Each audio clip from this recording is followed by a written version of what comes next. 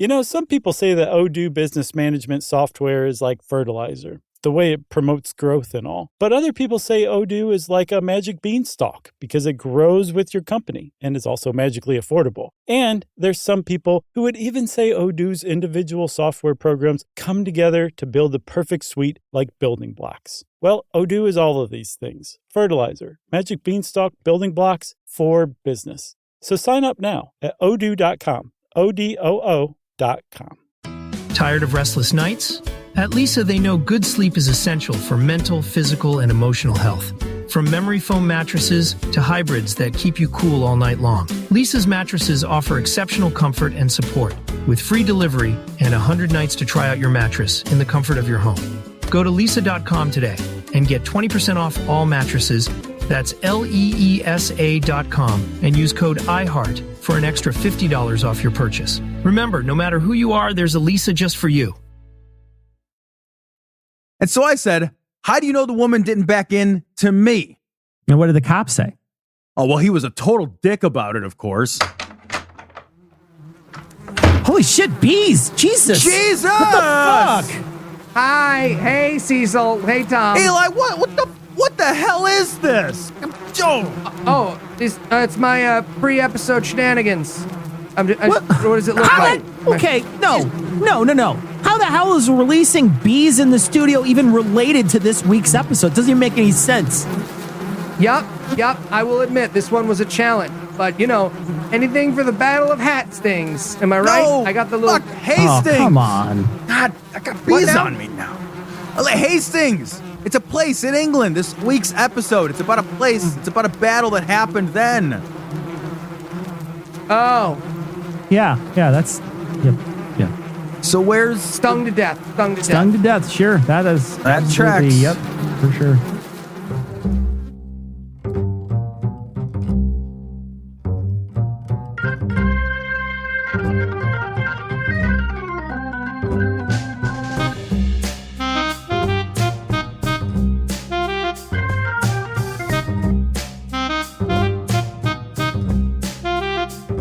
Hello and welcome to Citation Needed, the podcast where we choose a subject, read a single article about it on Wikipedia, and pretend we're experts, because this is the internet and that's how it works now. I'm Noah, and I'm going to be leading the charge this week, but you can't do that without an army to back you up. So first up are two men disqualified for command based on their inability to give a succinct order, even when the menu items are numbered, Eli and Cecil. Okay, in my defense, 42.5 minus the 6 is a number. It's just not the one she wanted. So Numbers are for bins on wine and nothing more. They don't belong on a wine menu other than that. Come on. And also joining us tonight are two men who started guarding steaks when I asked them to protect the flanks, Heath and Tom. Here's fat. Yeah, dip on the fat. Call the fat. You can eat the fat? Yeah. Oh, I was going to write something here. I guess I didn't. All right, so I'm just going to... Please, give me money. Please. I'll just... Please, I had a baby in the worst possible time to have a baby. I don't know. We're still talking about 1066. I think you're exaggerating with worst possible. Second worst possible time. So tell us, Heath, what person, place, thing, concept, phenomenon, or event will we be talking about today? We're going to be talking about 1066 Part 2, the Battle of Hastings. Thank you. All right, so Cecil, you read the Wikipedia article, by which I mean devoured several graphic novel interpretations of the subject. Are you ready to finish the tale? I'm ready to cure your dose of blue blood, blue balls. But first, if you missed last week, you should go back and listen to it because today's show has a lot of references to it. So go ahead, we'll wait. I'm not going to fucking wait. You guys should have just already listened to that shit. Let's go. Heart the canoe. You won't get that joke. You won't get that joke if you don't listen. Hartha Canute, he crushed it last week. So I know it took me I know it took me an entire episode to get to the real part of the story that I let off with, but I learned from watching Noah, and hopefully it's going to be worth it here. Then you didn't learn from watching Noah. It's going to be worth it. In the first part of this, I mentioned William the Bastard, and he's going to be the main figure in this episode. And before this is over, he will have done something that no one will accomplish for 1,000 years. Not Napoleon, not Hitler. Not even Hitler? Wow. So according to Cecil, This guy, William, is more impressive than Adolf. Okay. Well, Okay. I- That's a lot. I mean, I know this is going to have some European conquering based thing behind it, but without that foreknowledge, that's a weird couple of examples to talk. Yeah. I mean, we could just say that maybe he reached things from the top shelf. That could be another thing that he did that they couldn't do. He offered to throw in on the tip, you know? So William was Duke William of Normandy. He was the son of Robert, the Duke of Normandy, and a woman he was not married to, hence the bastard part. His mother was the daughter of a tanner, but even though she came from a not-so-royal background, he still took over when his dad died. Ugh, and you know his mom was just unbearable about that every time you saw her, right? She was just like, oh, really? His own blacksmith shop. My son is the king now, but his own shop. Good for him. So while William was a literal bastard, he was also a figurative one too. No one would call him bastard to his face. One story I read, he got pissed that the people were in a town were calling him bastard, and this was in a city that he took over. And it's that, or he got mad because the townspeople mocked his maternal grandfather's profession of a tanner. But either way, he got pissed and he chopped the hands and feet off of some or all of the townspeople. It's not clear from the Jesus source Christ. material. They're just arguing about it. No, well, technically, he never got Stumpy Steve, so that he started it. You can't chop his heads off. That seems somewhat short-sighted. That's short everything. Sir, tax revenue is down across the board in North Puckle-Church. Unacceptable. Where's the city tax collector? Oh, well, he bled out and died when you cut off his hands and his feet. Yes, that's right. Well, he shouldn't have made fun of me. No, Not just sticks and stones that can hurt a man, you know. That's quite right, sire, quite right. Well, what about the assistant tax collector?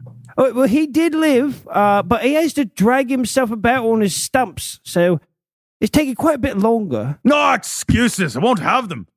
Cut off his elbows and knees. Maybe that will speed him up then. I'm sure it will. You're a born leader, sire. It's about inspiring the people, my good man. Inspiring. It's about keeping my fucking hands and feet what it's about. Let's give him a bootstrap. What is he going to do? He's got nothing to pull with. This is great. He's going to hold it between his wrists. Come on, you got to admit this is pretty funny. You can't do shit with that. He's in his Trump boat paddling with his stumps as fast as he can to try to move forward. So also, William was supposedly a total chomp. Like, he was made fun of again behind his back about his weight. King Philip of France said that he looked like a pregnant maiden about to give birth. Jesus. He was so self-conscious about it that he decided to go on a crash diet that limited his intake of wine to only a certain time a day. And as you can guess, that didn't work out too well, and he gave birth to a wine baby, or a zinfant, if you will. A zinfant. Hey, hashtag cancel King Philip. Cancel King Philip. Bampino. Now, the reason he claimed the throne of England is twofold. The first is that he was related to Edward the Confessor distantly. He was the grandson of Edward's maternal uncle, so grandnephew or something. I don't know. It's really confusing. Also, supposedly at one point, 15 years before he passed away, Edward the Confessor offered the throne to William when he and the Godwins were having a tiff. So he had right by blood and by oath. Yeah, if you thought the problem with James Charles is that he doesn't have an army to command, you're going to love this fucking stuff. So he makes the decision to try to take the throne, but he needs to convince his nobles that it's a good idea. I mean, the real motivator here is money and land, and any noble that accompanies him to England, they're going to get lands and be able to split the spoils of war. But they're also comfortable in their own lands across the English Channel from a shitty time ending in a shallow grave. But the best thing to do is to play to their strengths, and that would be greed. So he promised them spoils of war, and they all agreed to come with him. Man, Cecil, I have to admit, the Halliburton origin story you're writing began a lot earlier than I expected. He also got a blessing from Pope Alexander II. Now, the Pope is a pretty big deal. Is he? It's good we have you sussing out the finer historical details for us. Okay. Thank you. Okay. So 30 years after this, the Pope's going to call for volunteers for the First Crusade, and Europe is going to answer him. So getting the Pope's go-ahead here is a big deal. He either got a ring with a hair on it, supposedly from St. Peter's head, or he got a banner from the Pope that someone could wave in battle. Oh, yeah. Those are easy to confuse. Yeah. But regardless, he had the Pope's blessing to go be the King of England. Dear Pope, thanks for the ring with the hair, I think. I have no idea what's happening now. Are we going steady or regardless, please send, I guess, some branded merch if I'm allowed to merch. Am I clear? Now, in order to get across the channel, William needed ships, and he needed lots of them. He wasn't just going to be carrying his troops, but he also had to carry their horses and all the non-combatants that support an army with horses. But you just couldn't go to the ship store and buy a bunch of used ships. You had to build them. So that's what he did. He started building them. And now one source puts the number of ships that William built at 3,000. But there is no way that you need 3,000 ships for an army of 7,000 to 10,000 troops and a supporting cast. That's like 5 people per boat. Doesn't make any sense. That's bullshit. And you know they always oversell those things. There's not a middle seat left anywhere. Yeah. Right. The shipbuilding process is a slow one. So it sounds like he got started right away in January after Edward the Confessor kicked it. And he built all the way through most of September to build enough boats. You also can't go building a fleet across the channel from England during a succession crisis and just whistle and pretend you aren't doing anything. Harold Godwinson got wind of this, and he knew William was going to attack. So he basically camped on the southern part of the island waiting for William to cross. What? These? Oh, no, dude. Come on. These are... We're doing a pro-Trump lake parade. You always need extra boats. You never have enough. Trust me. And they sunk. True. Yeah. But William didn't rush right over. He saw that there was what was up and he waited it out. Now, some people blame it on the weather because crossing the channel in good weather can be a bit hairy in a modern boat, let alone an old-timey barrel with a sail on it. But the timing of a few things makes a lot of people think that this was William's plan all along. Supposedly, he was visited by Tostig, who was trying to secure allies to march against England, and it doesn't seem like a big stretch for him to let Harold Godwinson and Harold Hardrada fight it out, and he swoops in and beats up the recovering winner of that fight. Okay, this happened in my game of Risk with Eli and Anna. It was not pretty. Okay. I told you to go fetal. She has mom strength. She's very strong. I told you. Yeah. Escalated to a hostage situation so fast. It did. I have your child now. William's army came from his home province of Normandy, of course, but also other regions of modern-day France, such as Brittany, and also Flanders, which is part of modern-day Belgium, joined forces. He had about 7,000 to 12,000 soldiers, which included 1,000 to 3,000 cavalry, and they boarded their ships on September 27th, 2 days after the Battle of Stamford Bridge, and they landed in England on September 28th. All right. Well, the story on the other side of this break is so damn good. It was worth spending 150% of an episode setting it up. So we're going to keep the break brief, and we're going to be back after a little apropos of nothing.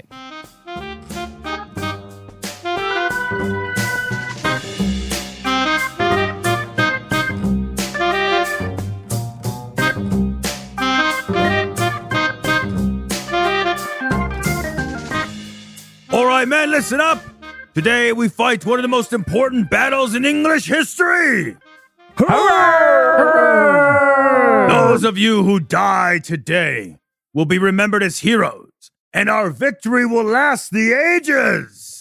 Excuse me, sir. Yes, 11th century peasant Noah. Yeah, just a quick correction on what you said there. I don't think our victory will last, the ages. Just What? Yes, it will. Well, it just seems that the national borders will probably solidify over the next couple hundred years, and this battle, it'll just be a little less important by then. For most people. Well, Yes, but the king will remember. And I'm guessing that the king by then will probably be more of a figurehead. Like super posh people will probably still care, but that's only because there's 14th cousin or something. That's probably true. Okay, Mr. Smarty Pants. Then what will remain of these battles, these glorious battles? Soccer teams that don't like each other very much. Very well then, men. Do it for soccer teams that don't like each other very much.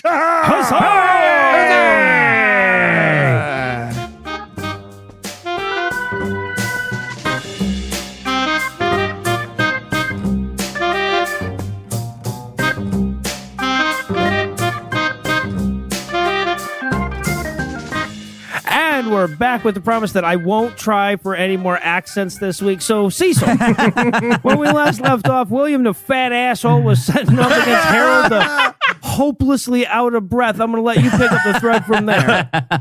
Very accurate. So William lands and he starts to basically take shit over. He builds a wooden castle at Hastings and then he starts to pillage.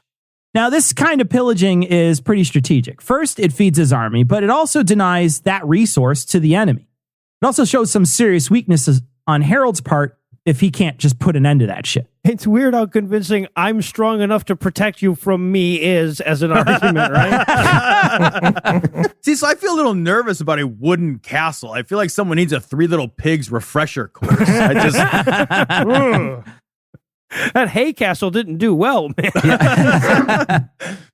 So while William is trying to gain a foothold in the south of England, Harold Godwinson is on his way back to London after defeating the invaders up there. And he finds out William's landed. Now, keep in mind that his troops just marched almost 200 miles about 4 days before, fought a knockdown drag-ass battle with 15,000 Norsemen, and now they're marching back again to get back to London. He cuts the force marching a bit of slack, and he only covers 27 miles a day instead of 45. But still, walking that much in a day would not make for a well-rested army. Okay, everyone. Great fight with those Vikings who formed Voltron even though they didn't have any armor on. Now, who's ready to fight the real army, huh? Here's the big one, guys. Harold's army made an attempt to surprise William, but the scouts warned him that Harold was approaching, and he left his new wooden castle to meet Harold on the field of battle at Hastings 954 years ago today. Nice. All right, Cecil, just a question for you, though. How was the slope of the battlefield? What was the angle of the pitch? Heath, thank you for asking, Heath. I mean, it's very nice of you to ask. The battlefield was actually quite pitched. It was in favor of Harold. Harold was on top of a slope, and he had the high ground. William's men would have to climb it to attack, and that was going to be an uphill battle. I had to say it. But William did not want to wait. Harold's army was not at full strength. Thank you, only Heath. And it was not at full strength, as not all of his troops came back from Stamford Bridge. And in fact, some of his troops still hadn't come back from when he sent them home before the Battle of Stamford Bridge. And the longer William waited, the more troops were going to fill in the ranks. God, that's like the worst, I'm going to have to ask you to come in on Sunday, court of meeting ever, right? It really is. It really is. Okay, Cecil, I'm curious again. Got another question for you. Okay, sure. Any chance there's a quilt made by a 5-year-old that tells us about the ratio of the archery power? There is, absolutely. There was a lack of archers on the English side. That was according to sources, to a couple sources, as well as the Bayeux Tapestry. The 5-year-old's blanket. Yeah, great. Yes, okay, absolutely. Cool. More of an embroidered cloth, really. Nobody asked you anything, Noah. No one was talking to you. No one said, please weigh in. Trying to get back those tapestry petals. Thank you. Our Patreon dropped $6,000 last week, Cecil. We owe everybody 6,000. so much money now. We do. I don't even know how they did it. William had some archers. This is back to the archers thing. William had some archers and crossbowmen, but Harold did not. The archers in this battle actually don't play a huge role like they did in Agincourt. It could be that the reason that there are so few archers on the English side is that he might have sent those people home before everything kicked off. Right, they're like, no, we have long distance weapons. It'll be fine. We can be home. We can be far away. Yeah, I can work from home during this pandemic. Exactly. Yeah, absolutely. Yeah. Join the battle by Zoom. The Normans set up at the bottom of the hill and they marched upward toward the English. Both of these armies had set up a shield wall. The Norman archers let loose, but they were shooting uphill, and that makes it hard to arc over the shield wall with a lot of accuracy. So the arrows were blocked by the thick wooden shields that were of the defending army. When the two shield walls clashed, the defending forces attacked the invaders with thrown weapons, javelin sticks, whatever would fly. Pocket sand. Oh, come on. Come on. So I'm not sure this had much effect, but it was important enough for the sources to note, at least in several places. At a certain point in the battle, a rumor starts that William the Bastard is dead. So when the rumor finally reaches William, he takes off his helmet and he rides back and forth behind his lines to show his troops that the rumors of his death were greatly exaggerated. The next day he's riding around naked like, see, it's average. It's average. It seems weird that there are even opportunities to share goss on the battlefield, right? Like, It'd be really ironic if he got an arrow in the neck while he was doing that, right? He's like, okay, now I'm dead, but I wasn't. The point stands. The cavalry at that point head up to the hill to try to punch a hole in the line, and it also fails. At a certain point in the battle, the invading Norman cavalry decide to fall back a little. When they do, the English troops think they're retreating because they're being routed. Now, this could have been because the troops were conscripts and they were inexperienced in some way, but they start to chase the retreating Normans and they fall out of formation, and this basically leaves them susceptible. The troops that charge forward were quickly dispatched by the other side. Rookie move. You don't break your Voltron before you conjure the giant space sword. That's not right. Exactly. Timing's off. Seeing that this works once, William decided to do it again, but this was after a break. This is a quote from the Wikipedia article that I love. Quote, "A lull probably occurred in early afternoon, and a break for rest and food would probably have been needed." End quote. And I wonder who the halftime entertainment was for this. I don't know if they get. Share? Yeah, probably. That's a good call. I love considering the logistics of that, because like somebody had to be the first to suggest it, right? They're like, guys, we're going to be fighting all day. We're all going to be hungry. You don't want me to get low blood sugar, do you? I mean, low blood sugar. What I love the idea of them sort of like setting their weapons down where they were, and then they go back and pick them back up where they were, so they could call. All right, but we didn't advance this far, though. We were this far. So William orders a feigned retreat from the cavalry a couple times, and it works. The defending forces think they have this won. The invading army's on its heels, and then bam, we just killed all your fucking charging dipshits. Take that. 2 hours later, the entire English army is just covered in tar, sitting in a briar patch.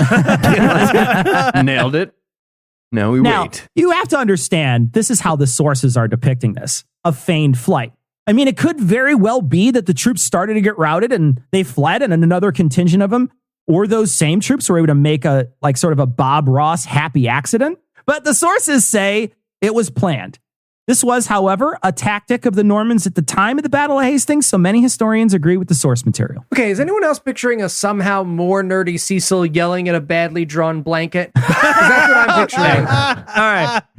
Okay. I think everybody's listening to that right now. And one other tidbit that was kind of interesting from the story. It was so interesting, it was written down in the source material. 2 or 3 of William's horses got killed underneath him. He would just stand up off the murdered horse, dust himself off, and find a new one, like a 1066 Mr. Bean after a 20-car pilot. Well, sure, but by the end of this thing, he owed like 3 different people his kingdom. So yeah, that's kind of It's these feigned flights and the death of Harold that bring about the end of the battle. The sources and the Bayeux Tapestry are not clear on how he died. About 20 years after the battle, it's reported that Harold got hit in the eye with an arrow. That'd do it. And that may have gotten taken off the tapestry. Well, there's your problem. And on the tapestry, quote, it shows a figure holding an arrow sticking out of his eye next to a fallen fighter with a sword. Over both is a statement, "Here King Harold has been killed," end quote. I know, I'm just picturing somebody like moving it up and down and the arms move and shit. You know? One contemporary account says Harold died fighting William on the battlefield, but that seems like total made up bullshit. Regardless, his death was again a real turning point in the battle, and his leaderless army pulled off a real retreat, during which a lot of men were killed. Somewhere between 2,500 and 6,500 men on the English side died that day. Harold Godwinson's loyal house members gathered around his corpse and fought to the end. There's a lot of factors on why Harold Godwinson lost that day. He had a superior position, and he probably would have won if his troops hadn't gotten greedy and chased it after the fleeing Normans. Either way, his commanders did not stop that, and that was a huge factor. His army also just fought a battle in the north 200 miles away 2 weeks prior, and that battle he hauled ass to get to, so his army was moving 20 plus miles a day or fighting at the time, and he also did not have the cavalry or archers that William had. Ooh, Cecil, one more question for you. Okay, yeah. Do your sources agree on the extent to which the archery ratio was a factor in all of this? Thank you for asking, Heath.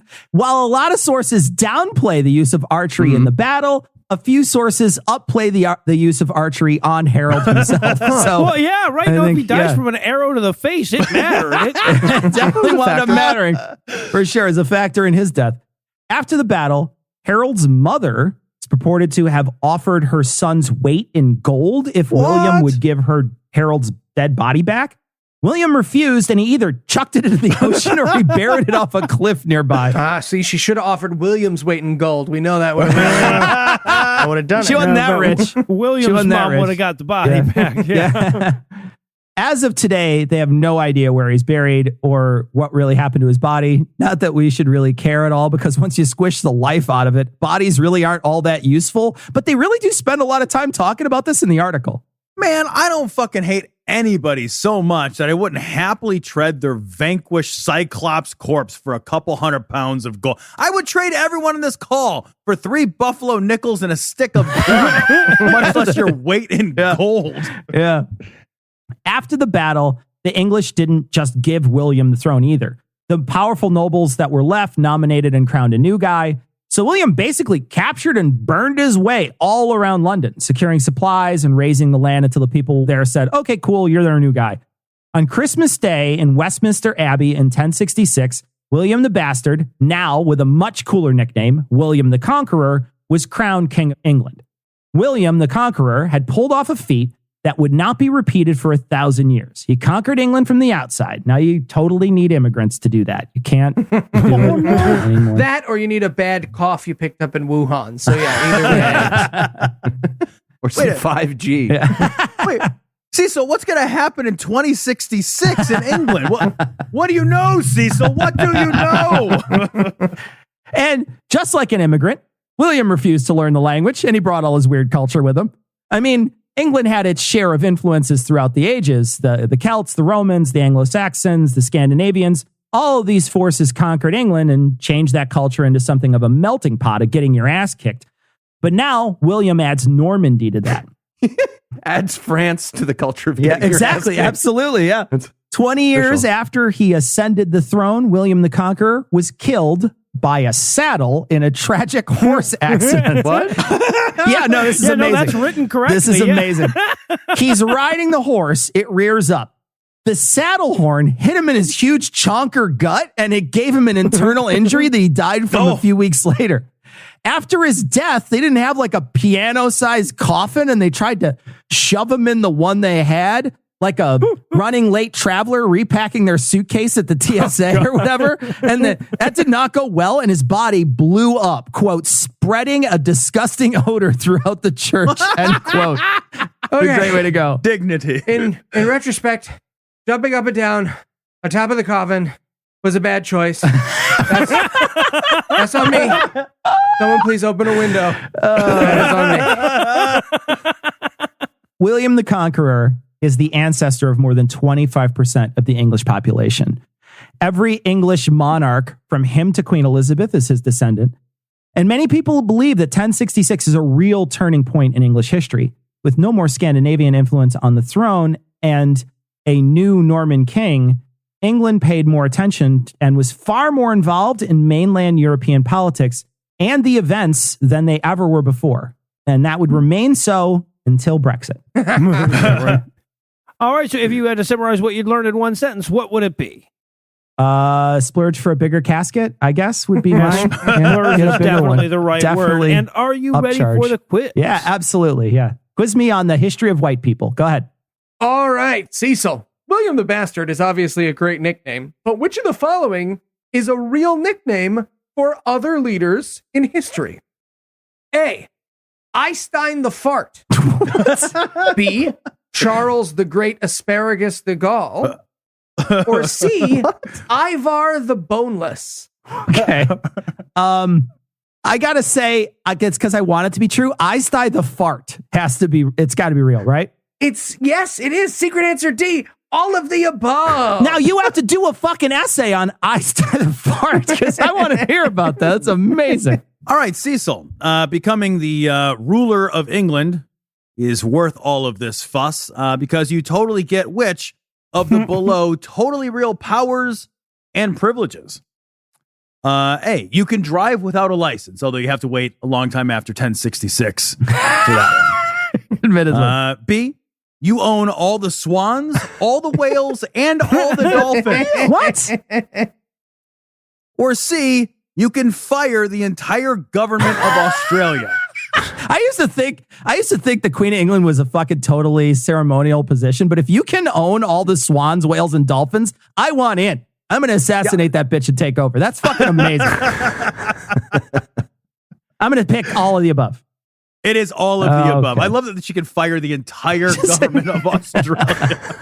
I was actually with Tom when he found out that the Queen owns all the swans. It is top 5 moments of watching him crumple to the floor with laughter. So and he did the thing where you run around in a circle while you're on the ground. Yeah, he ran. He circle ran. All right, Cecil, one more for you. What was William the Amputator's favorite movie? A, The Sever Ending Story. B, Stump the Yard. Or C, The Princess Bride. Oh, Farewell to Arms missed the list. Let's do. It's got to be Sever Ending Story. That is fucking comic genius right there. Amazing. Oh, I'm sorry. No, it was Princess Bride because Because good. Ted Cruz. Yeah, I was thinking it was a Ted Cruz-like character. All right, so obviously the winner this week is Heath. Heath, you get to pick next week's essayist. All right, let's have you do it. Noah, you're up next. All right, I'll do it all in my English accent. So for Cecil, Eli, Heath, and Tom, I'm Noah. Thank you for hanging out with us today. We're going to be back next week, and by then, I'll be an expert on something else. If you can't make it that long without more us, you can hear more Tom and Cecil on cognitive dissonance, and more Eli, Heath, and myself on Scathing Atheist, God-Awful Movies, and The Skeptocrat, and D&D Minus. Also, you can probably hear more about me on several upcoming true crime podcasts if these fuckers in Georgia don't start wearing goddamn masks. And if you'd like to help keep this show going, you can make a per episode donation at patreon.com/citationpod or leave us 5-star review anywhere you can. And if you want to get in touch with us, check out past episodes, connect with us on social media, or check the show notes, be sure to check out citationpod.com. Once more into the breach, dear friends. Once more. I don't know. It looks like we're going to have to go back into the breach at least 2 more times. Once. I hate you. Yeah, fuck that.